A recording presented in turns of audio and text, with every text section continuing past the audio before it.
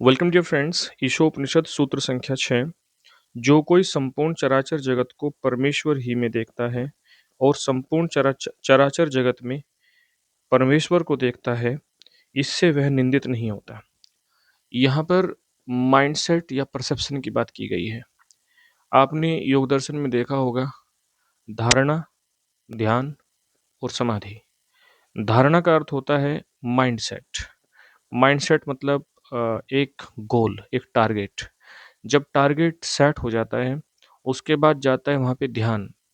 ध्यान का अर्थ होता है फ्लो ऑफ एनर्जी। वहाँ पर आपका माइंड, आपका इंटेलिजेंस, आपकी एनर्जी, आपका इंटरेस्ट, जब सारी चीज़ें एक ही सेट डायमेंशन में बहना शुरू हो जाती है, उसको ध्यान कहा जाता है। उसके बाद आती है समाधि। समाधि का अर्थ होता है जब वह अवस्था, जिस जो आपने टारगेट सेट किया था, जब ध्यान की अवस्था में आते-आते आपका पूरा एनर्जी फ्लो उसी पर्टिकुलर टारगेट या पर्टिकुलर दिशा की तरफ बहना शुरू हो जाता है। उसके बाद जब आपकी पूरी एनर्जी बिना किसी प्रयास के उस ही दिशा में कार्यरत हो जाती है, मतलब एक प्रकार से ये आपकी अवस्था बन जाती है, आपकी स्टेट बन जाती है।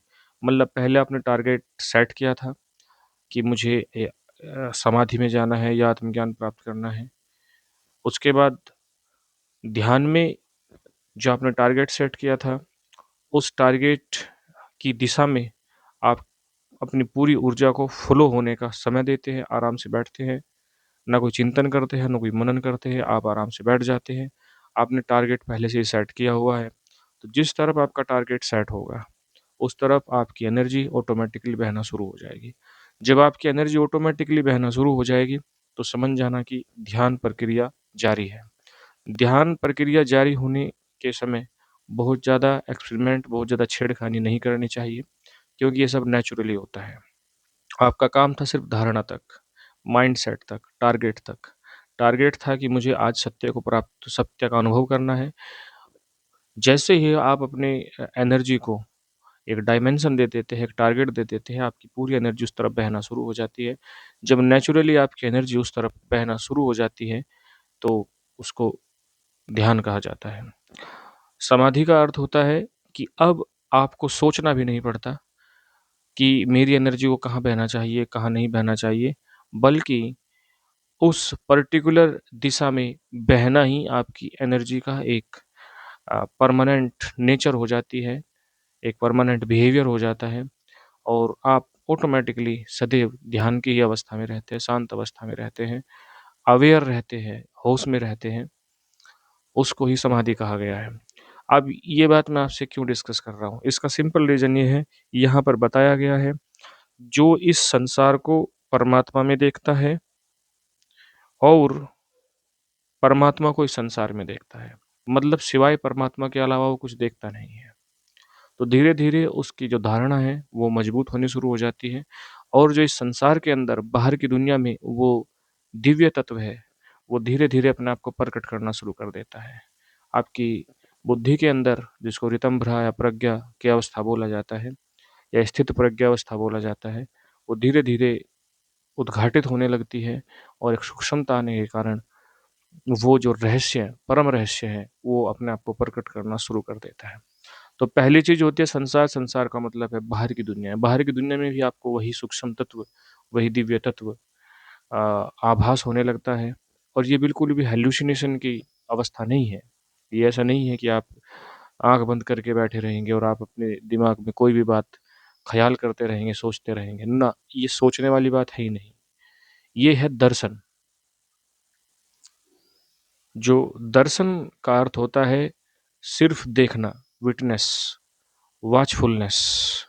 इसलिए परमात्मा को साक्षी कहा गया है। साक्षी का अर्थ होता है उसका काम सिर्फ़ देखना है। वो किसी भी क्रियाकलाप में इन्वॉल्व या बिज़ी नहीं पाया जाता। वो सिर्फ़ देखता है कि क्या हो रहा है। जब किसी साधक या किसी व्यक्ति के अंदर ये साक्षित्व की साधना स्थापित हो जाती है, तो वह किसी भी स्थिति में अपनी विटनेसिंग एबिलिटी, अपने साक्षित्व की अवस्था को, अपने अपने आप को समस्त चीज़ों से अलग बना करके देखने की अवस्था को छोड़ करके बाकी कुछ नहीं करता।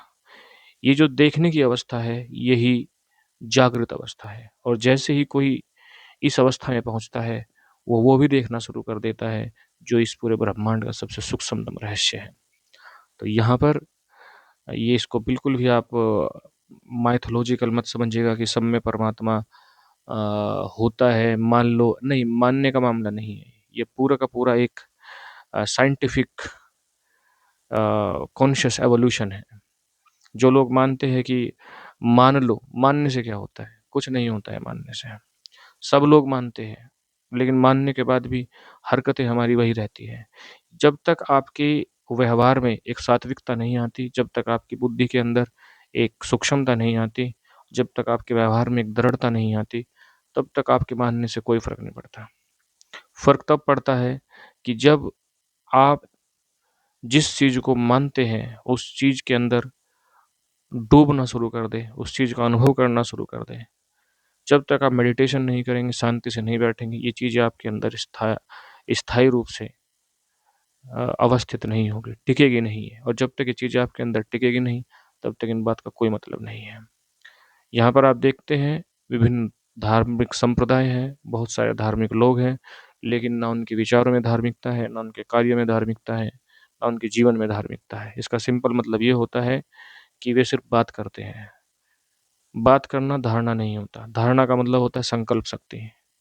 जब तक संकल्प नहीं लेंगे, तब तक ऊर्जा परिवर्तित नहीं होगी।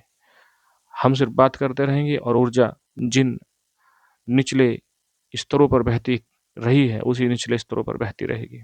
जब तक ऊर्जा का ऊर्ध्वगमन नहीं होगा और ऊर्जा का ऊर्ध्वगमन होता है संकल्प शक्ति से।